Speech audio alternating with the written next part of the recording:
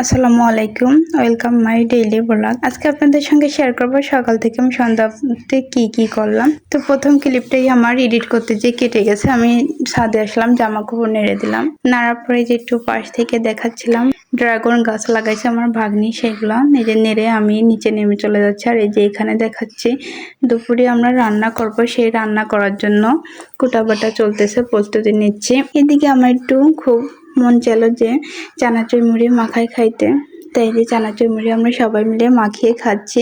আর এই যে দুপুরে রান্না বান্না শুরু করে দিয়েছে, যে দেখতে পাচ্ছেন এটা হচ্ছে কি ডিমের মাছ ভাজি করলাম।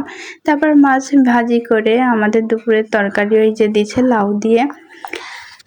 আর এর পাশাপাশি যে ছোট বড়িতে দেখতে পাচ্ছেন আমার ছেলের জন্য খিচুড়ি তৈরি করা হচ্ছে, ওকে খিচুড়ি খাওয়াবো। খিচুড়ি মাখানো হচ্ছে। আমি এরপরে গোসল টোসল করে এসে আমি দুপুরে ভাত উঠায় নিলাম।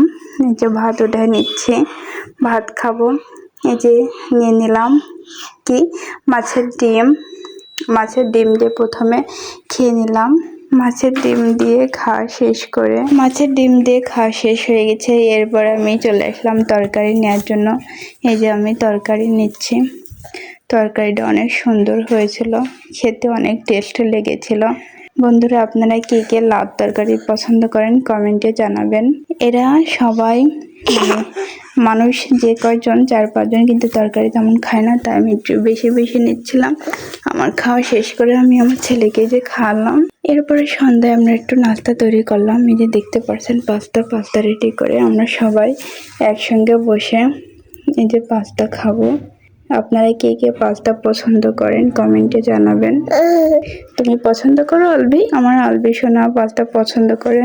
এই যে পাস্তা চলে এসেছে, আমরা সবাই যে বসে একসঙ্গে পাস্তা খাচ্ছি। এই ছিল আমার সারাদিনের ব্লগ। তো আপনাদের কাছে কেমন লাগলো কমেন্টে জানাবেন। ভালো থাকবেন, আল্লাহ হাফেজ।